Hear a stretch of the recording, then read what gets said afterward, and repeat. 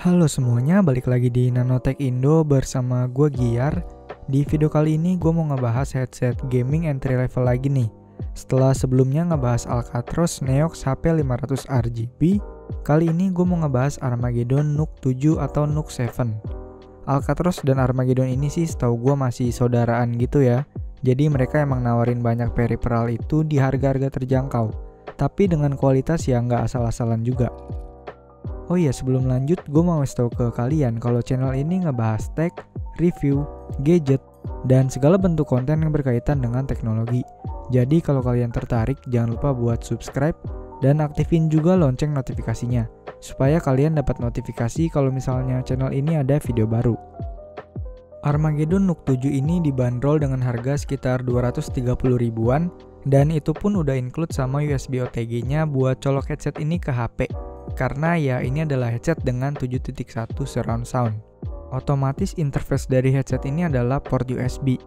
Buat sebuah headset 7.1, 230 ribuan menurut gua sih harga yang udah cukup terjangkau. Seperti biasa, link pembeliannya ada di kolom deskripsi di bawah. Mungkin sedikit info aja bagi kalian yang belum tahu, jadi 7.1 surround sound ini atau 7.1 surround sound ini adalah sebuah fitur pengaturan suara gitu yang bisa ngebagi atau channeling suara jadi 8 titik suara yang terdiri dari satu sumber suara bass dan 7 titik suara lain. Headset ini sebenarnya ya headset stereo biasa yang punya dua driver speaker, tapi dengan fitur 7.1 surround sound ini bikin si headset ini seolah-olah menghasilkan suara yang surround 7.1. Buat kualitas dari fitur 7.1 surround soundnya ini sendiri sih menurut gue udah cukup bagus. Bener-bener memberikan kesan seolah-olah kita dikelilingin sama speaker gitu. Gue udah pernah nyobain headset dengan fitur 7.1 lain di harga 250 ribuan, dan menurut gue ya cukup mirip-mirip. Intinya sih untuk fitur ini menurut gue udah lumayan oke lah. Kalau untuk sound quality secara keseluruhan bakalan gue bahas lagi nanti.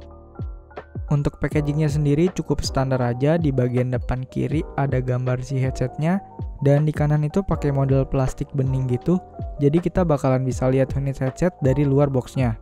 Di bagian kiri ada beberapa spesifikasi headset ini, dan di belakang kurang lebih sama aja masih tulisan-tulisan spesifikasi juga. Ngomongin soal desain, Armageddon Nook 7 ini punya desain yang menurut gue sih cukup mainstream. Lumayan banyak headset gaming entry level yang punya desain mirip-mirip kayak gini.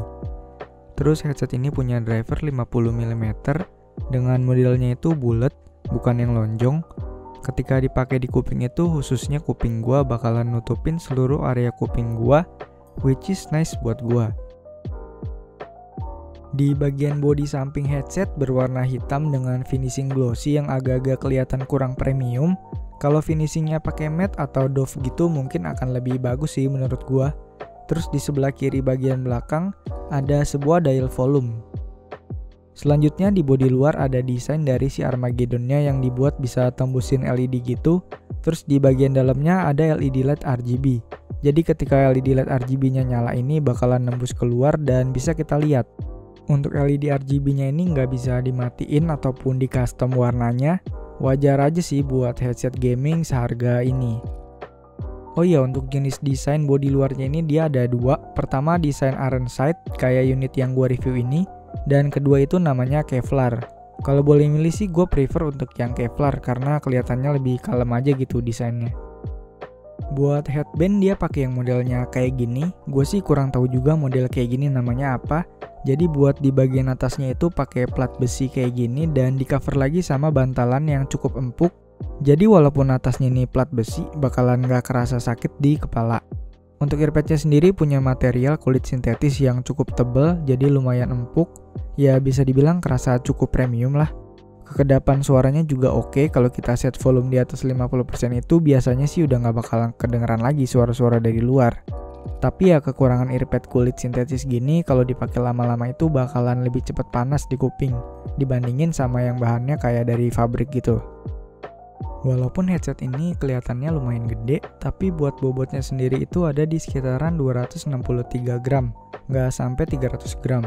Nggak terlalu berat-berat banget, jadi nggak beban di kepala. Paling sedikit catatan gue itu gripnya ke telinga lumayan agak kekencangan aja, mungkin karena faktor masih baru juga bisa jadi. Kayak kerasa kurang nyaman aja gitu buat lama-lama dipakai. Tapi kalau untuk pemakaian 2-3 jam sih masih cukup aman ya menurut gua. Oke, selanjutnya buat kabel, dia kualitasnya sih cukup bagus, tebel juga, dan punya panjang sekitar 2 meter. Jadi kalau jarak PC sama kalian itu lumayan jauh, bakalan bisa tetap nyampe. Cuma sayang kabel-kabel kayak gini sih menurut gua terlalu kaku jadinya, buat gue pribadi jadi kerasa kurang nyaman aja karena nggak fleksibel buat gerak-gerak. Mungkin kalau kabelnya ini udah braided sih bakalan lebih mantap lagi. Overall untuk build quality dari Armageddon Nook 7 ini sih udah cukup bagus ya. Paling di bagian body drivernya tadi cukup kerasa plastiknya, selebihnya sih udah cukup nice di harga 230 ribuan. Headset ini punya mikrofon yang fleksibel, bisa di-adjust sesuai keinginan kita, bisa dideketin ke mulut, dan ketika nggak butuh pun masih bisa dilipat ke atas juga. Buat headset gaming harga segini sih tentu aja mikrofonnya ini masih nyatu sama headsetnya ya, nggak bisa dicopot pasang. Dan di sini juga Armageddon nggak ngasih switch buat on atau offin mikrofonnya. Untuk kualitas suara dari mikrofonnya kurang lebih kayak gini, dan ini gue colokinnya itu ke HP pakai kabel OTG. Dan nanti gue nggak bakalan edit sama sekali, paling cuma tambahin audio gainnya aja sedikit. Halo, tes 1 2 3. Halo, gue sih udah dengerin dan menurut gue ya cukup oke aja sih. Nggak yang bagus-bagus banget, tapi nggak jelek juga. Buat Discord sama temen sambil mabar sih udah cukup ya menurut gua. Walaupun agak kecil aja sih suaranya paling. Terakhir untuk sound quality dari headset ini sendiri, seperti yang udah sempat gue mention juga sebelumnya kalau headset ini punya fitur 7.1 surround sound yang cukup kerasa bagus. Dipakai buat main game-game FPS kayak Valorant sih gue ngerasanya udah oke. Suara step musuh itu bakalan terasa entah itu di depan, belakang, kiri, kanan, pokoknya bakalan bisa kedengeran lah sumber suaranya. Terus kalau buat dengerin musik juga udah cukup bagus, soundstage-nya lumayan luas, dan yang mungkin agak kurang paling di bagian bassnya aja yang masih kurang menonjol.